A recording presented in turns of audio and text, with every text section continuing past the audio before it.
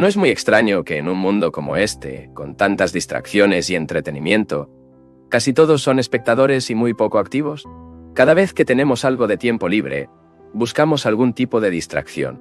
Atrapamos un libro serio, un romance, una revista. Si estamos en Estados Unidos, encendemos la radio o la televisión, o nos compramos en conversaciones interminables. Existe el deseo constante de divertirse, entretenerse, huir de nosotros mismos.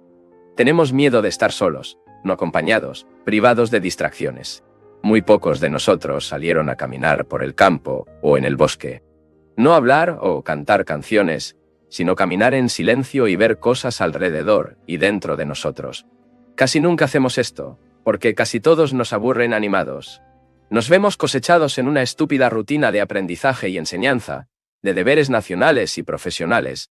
Y así, en nuestro tiempo libre, queremos distraer, inútil o seriamente. Intentamos leer algo, para ir para el cine. O lo que es lo mismo, recurrimos a una religión. La religión también se ha convertido en una forma de distracción, una especie de escape serio para aburrirse y rutina. No sé si ya notaste estas cosas. La mayoría de la gente está constantemente ocupada con algo.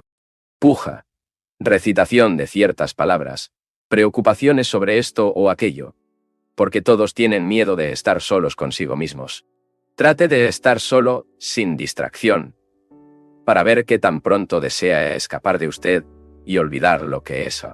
Esta es la razón por la cual esta gran estructura de distracción automatizada, comercializada y comercializada, se ha convertido en una parte tan relevante de esto que llamamos civilización. Si observa, verá que en todo el mundo las personas se están distrayendo cada vez más afectados y mundanos.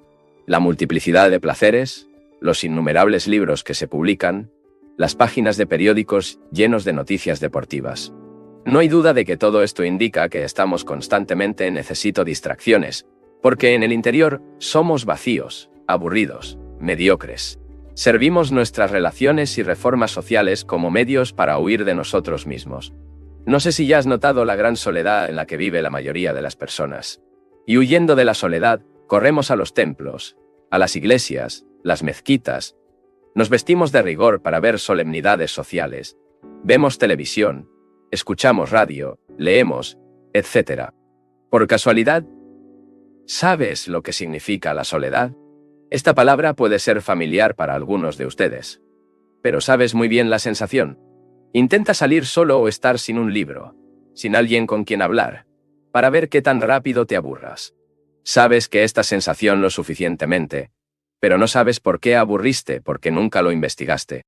Si investiga un poco la sensación de aburrimiento, descubrirá que su causa es la soledad. Y para huir de la soledad que buscamos caminar juntos, que queremos entretenimiento, distracciones de todo tipo, gurús, ceremonias religiosas, oraciones o las últimas novelas, vemos por dentro solos. Nos convertimos en la vida simples espectadores. Y solo estaremos activos cuando entendamos la soledad y trascendemos. Después de todo, la mayoría de las personas se casan y buscan otras relaciones sociales porque no saben cómo vivir solos.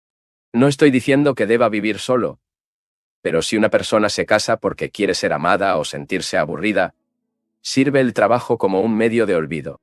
Verá cómo toda su vida no es más que una búsqueda interminable de distracciones. Hay muy pocos que trasciendan este extraordinario miedo a la soledad, pero es necesario trascenderlo, porque está más allá del verdadero tesoro. Debes saber que hay una gran diferencia entre la soledad y estar solo. Algunos de los estudiantes más jóvenes deben desconocer la soledad, pero los ancianos lo saben.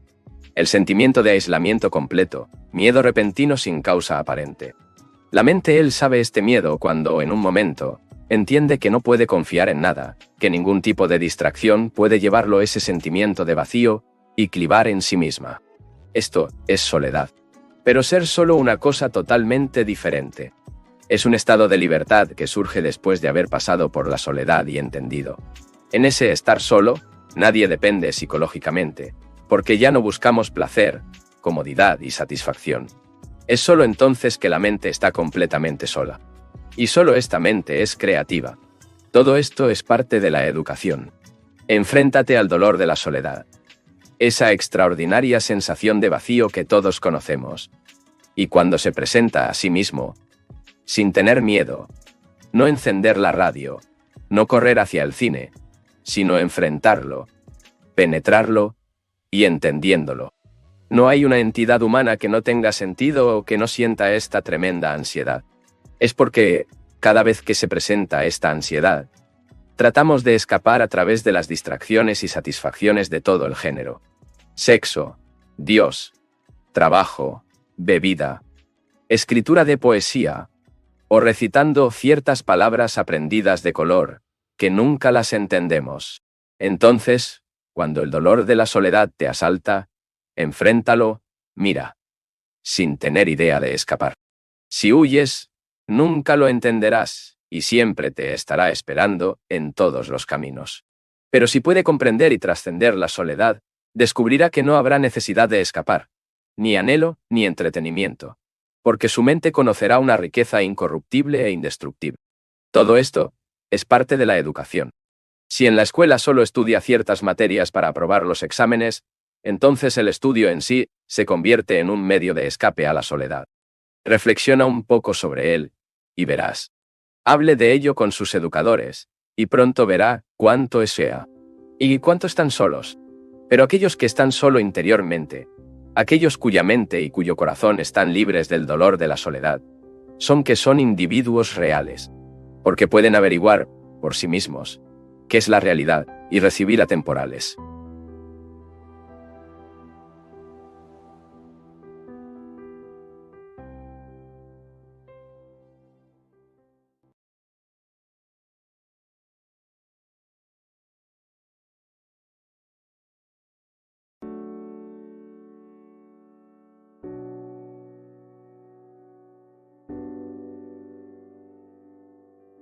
¿Cuál es la diferencia entre percepción y sensibilidad?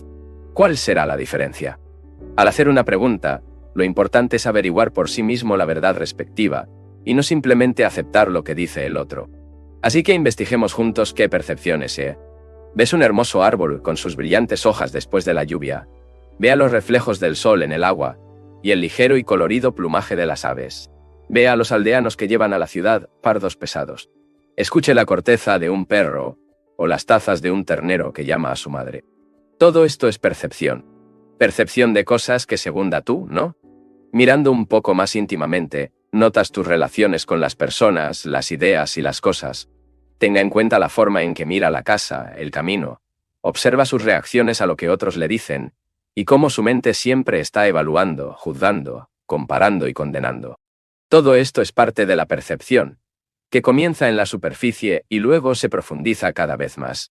Pero para la mayoría de nosotros, la percepción se mantiene en cierto punto. Recibimos ruidos, canciones, hermosas escenas y escenas feas, pero no nos damos cuenta de nuestras reacciones a nada de esto. Decimos, eso es hermoso, o eso es feo, y transmitimos. No investigamos qué es la belleza, qué es fealade. Ciertamente, al darse cuenta de cuáles son sus reacciones, siendo cada vez más atento a cada momento de su pensamiento, observando que su mente está condicionada por la influencia de sus padres, sus amos, su raza y cultura. Todo esto es parte de la percepción. Cuanto más se profundiza la mente y penetra en sus propios procesos de pensamiento, más claramente entiende que todas las formas de pensamiento están condicionadas. Por lo tanto, la mente se vuelve espontáneamente muy tranquila, lo que no significa que se quedara dormido. Por el contrario, la mente es extraordinariamente vigilante, ya no narrado por mantras, la recitación de palabras y ya no moldeada por la disciplina. Este estado de vigilancia silenciosa también es parte de la percepción, y si lo examina aún más profundamente, verá que no hay separación entre la persona que percibe y el objeto de su percepción. Ahora, ¿qué significa ser sensible? Tome nota de los colores y formas, las cosas que dicen otras personas y sus reacciones, y ellos, sea considerado, tenga buen gusto, buenos modales, no ser grosero y no lastimar a otras personas, física o moralmente, y desapercibido. Ver algo hermoso y disfrutarlo mucho, escuchando curiosamente, sin aburrir lo que se dice, para que la mente se vuelva aguda y penetrante todo. Esto es sensibilidad, ¿no? Después de mucha diferencia entre sensibilidad y percepción, no me parece. Si bien la mente está condenando, juzgando, formando opiniones y sacando conclusiones, no hay percepción ni sensibilidad. Cuando eres grosero con la gente, cuando tomas flores y las tiras, cuando maltratas a los animales, cuando escribes tu nombre en un mueble o rompes la pierna de una silla, cuando las comidas y las formas son imponentes feo en general, todo esto denota insensibilidad, ¿no? Denota una mente incapaz del ajuste vigilante. Y, por supuesto, es parte de la educación ayudar al estudiante a ser sensible, de modo que no solo se encarga de ajustarse o resistirse, sino que siempre sea consciente del movimiento de la vida en su conjunto. Aquellos que son sensibles en la vida pueden sufrir mucho más que insensibles, pero si entienden y trascienden su sufrimiento, descubrirán maravillas.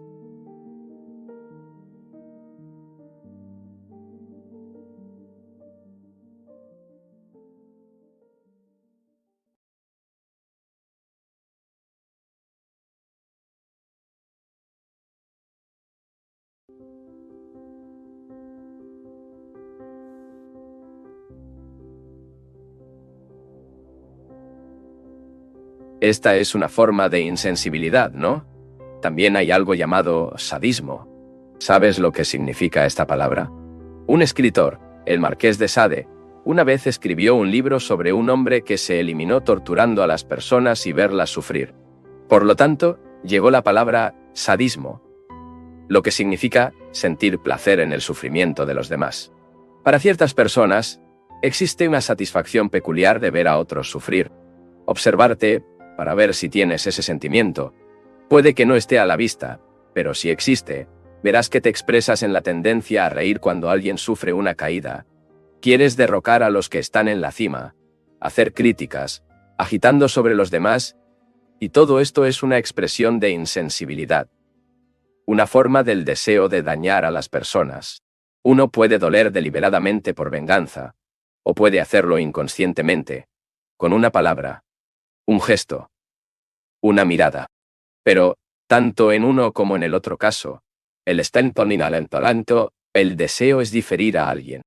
Y son muy raros aquellos que eliminan radicalmente esta forma pervertida de placer. Pregunta. Uno de nuestros maestros dice que lo que predica no es absolutamente práctico. Te desafía a criar 6 niños y 6 niñas con un salario de 120 rupias. Respuesta. Primero, si tuviera un salario de 120 rupias, no intentaría criar 6 niños y 6 niñas. En segundo lugar, si yo fuera un maestro, un señor así exigiría dedicación de mí, y no constituiría un trabajo. ¿Notas la diferencia? Enseñar, en cualquier nivel, no es una profesión, no es un mero trabajo. Es un acto de dedicación. ¿Entiendes el significado de la palabra dedicación? Dedicar a una cosa es recurrir a ella con cuerpo y alma, sin exigir retribución. Es ser como un monje, un ermitaño, como los grandes instructores y científicos, y no como aquellos que han aprobado en ciertos exámenes y se llaman a sí mismos maestros.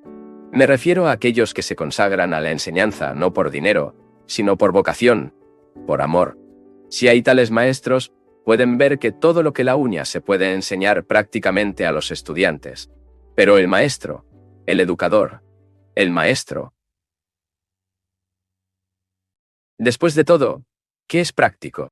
Reflejar la forma en que vivimos actualmente, la forma en que enseñamos, la forma en que se ejercen los gobiernos, con la corrupción en ellos, las guerras incesantes. ¿Lo llamas práctico? ¿Es práctica la ambición? ¿Es práctica la codicia? La ambición genera competencia y, por lo tanto, destruye a las personas. Una sociedad, y la adquisición basada en la sociedad, siempre provocan ser el espectro de guerra, conflicto, sufrimiento. ¿Y eso es práctico? Obviamente no lo es. Y lo que he estado tratando de mostrarte en mis conferencias es solo eso. El amor es lo más práctico en este mundo. Amar, ser amable, no estar ansioso, no ser ambicioso, no ser influenciado por otras personas, sino pensar por sí mismas.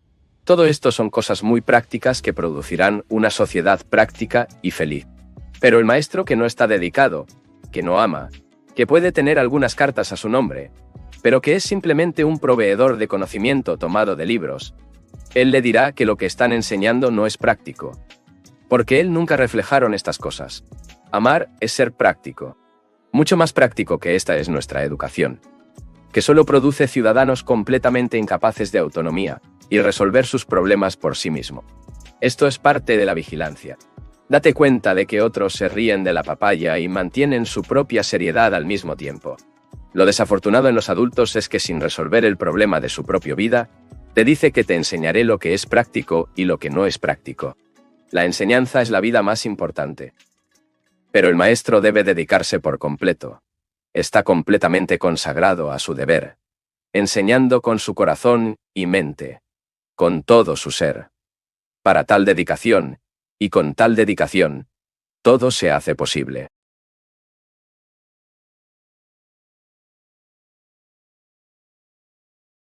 Quiero parecerme que está empleando las palabras inapropiadas. Se necesita una cierta medida de comodidad, ¿no crees? Cuando una persona está en su habitación, sentada en silencio, es bastante deseable que la habitación esté limpia y en orden, aunque completamente desprovista de bienes raíces y una simple cinta de correr. Del mismo modo, es deseable que esté bien provisto y tenga un buen tamaño. Si hay alguna pintura en la habitación que es hermosa, y si hay una flor en un jarrón, que está presente en ella el espíritu de quienes la pusieron allí.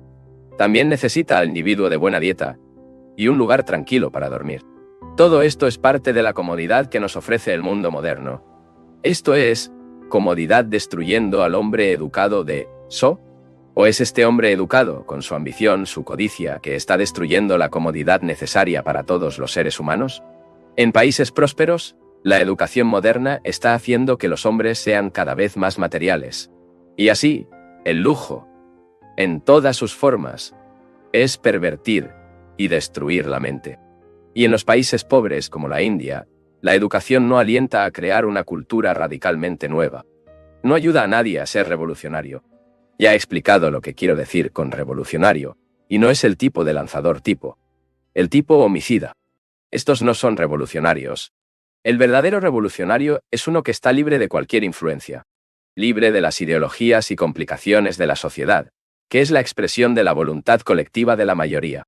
Y su educación no lo está enviando para ser un revolucionario de esta calidad. Por el contrario, le está enviando a adaptarse a lo que ya existe, o simplemente para reformarlo. Como esto, porque es esta supuesta educación la que te está destruyendo, no las comodidades que ofrece el mundo moderno. ¿Por qué nos privamos en autos y buenas carreteras?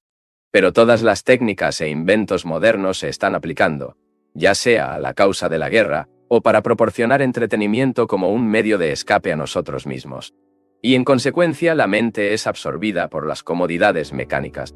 La educación moderna se ha convertido en una cultura de comodidades, fábricas o máquinas mecánicas que ayudan a cocinar, lavar, pasar, calcular y realizar muchas otras tareas esenciales, no para pasar todo el tiempo para pensar en estas cosas. Debe utilizar estas comodidades, no para absorberlos, sino tener una mente libre para tareas totalmente diferentes. Pregunta. Tengo una piel muy oscura y la mayoría de las personas admiran un cutis más claro. ¿Cómo puedo conquistar su admiración? Respuesta. Creo que hay productos de belleza especiales para hacer que la piel sea más clara. ¿Pero esto resolverá tu problema? ¿Todavía querrás ser admirado? ¿Continuará deseando un puesto, prestigio? Y en este mismo deseo de admiración, en esta lucha por la preeminencia, siempre está castigando el sufrimiento. Mientras una persona desee ser admirada, prominente, la educación la llevará a la destrucción, ya que la impulsará a ser alguien en esta sociedad. Y esta sociedad está bastante corrompida. Construimos esta sociedad destructiva con nuestra codicia, con nuestra envidia, con nuestro miedo, y no se convertirá solo porque la despreciamos o lo llamamos una ilusión. Solo la educación correcta puede eliminar la avidez, el miedo, el entusiasmo de la adquisición, calificarnos para erigir una cultura radicalmente nueva, un mundo completamente diferente.